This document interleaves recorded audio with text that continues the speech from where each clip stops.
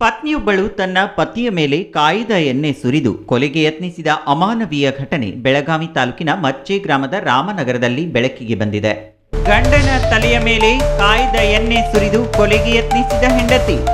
ಬೆಳಗಾವಿ ತಾಲೂಕಿನ ಮಚ್ಚೆ ಗ್ರಾಮದ ರಾಮನಗರದಲ್ಲಿ ಘಟನೆ.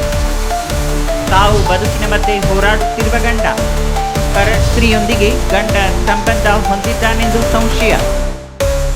ಮಚ್ಚೆ ರಾಮನಗರದ ನಿವಾಸಿ 48 ವರ್ಷದ ವೈಶಾಲಿ ಪಾಟೀಲ್ ಎಂಬ ಮಹಿಳೆಯೇ ಈ ಕೃತ್ಯ ಎಸಗಿದ್ದು, ತನ್ನ ಪತಿ 55 ವರ್ಷದ ಸುಭಾಷ್ ಪಾಟೀಲ್ ಎಂಬಾತನ ಮೇಲೆ ಕಾಯ್ದ ಎಣ್ಣೆ ಸುರಿದು ವಿಕೃತಿ ಮೆರೆದಿದ್ದಾಳೆ. ಪತಿ ಸುಭಾಷ್ ಪರಸ್ತ್ರೀಯೊಂದಿಗೆ ಸಂಬಂಧ ಹೊಂದಿದ್ದಾರೆಂದು ವೈಶಾಲಿ ಸಂಶಯ ವ್ಯಕ್ತಪಡಿಸಿದ್ದು, ಇದೇ ಕಾರಣಕ್ಕೆ ಇವರಿಬ್ಬರ ನಡುವೆ ಹಲವಾರು ಬಾರಿ ಗಲಾಟೆ ನಡೆದಿತ್ತು ಎನ್ನಲಾಗಿದೆ. ಗ್ಯಾಸ್ ಸಪ್ಲೈಯರ್ ಆಗಿ ಕೆಲಸ ಮಾಡುತ್ತಿದ್ದ ಸುಭಾಷ್ ಎಂದಿನಂತೆ ಕೆಲಸ ಮುಗಿಸಿ ಮನೆಗೆ ಬಂದಾಗ ಪತ್ನಿ ವೈಶಾಲಿ ಆತನ ತಲೆಯ ಮೇಲೆ ಸುಡುವ ಕಾಯ್ದ ಎಣ್ಣೆಯನ್ನ ಸುರಿದಿದ್ದಾಳೆ.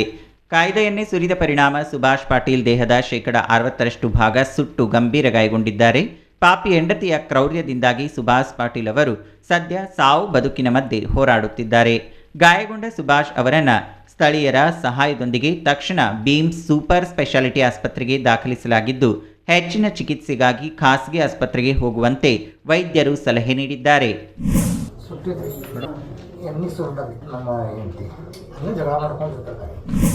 ಪತ್ನಿಯ ಸಂಶಯವೇ ಈ ಕೃತ್ಯಕ್ಕೆ ಕಾರಣ ಎಂದು ಪ್ರಾಥಮಿಕ ತನಿಖೆಯಿಂದ ತಿಳಿದು ಬಂದಿದೆ. ಈ ಘಟನೆ ಬೆಳಗಾವಿ ಗ್ರಾಮೀಣ ಪೊಲೀಸ್ ಠಾಣಾ ವ್ಯಾಪ್ತಿಯಲ್ಲಿ ನಡೆದಿದ್ದು, ಪೊಲೀಸರು ಮುಂದಿನ ಕ್ರಮ ಕೈಗೊಂಡಿದ್ದಾರೆ. In news Belagavi.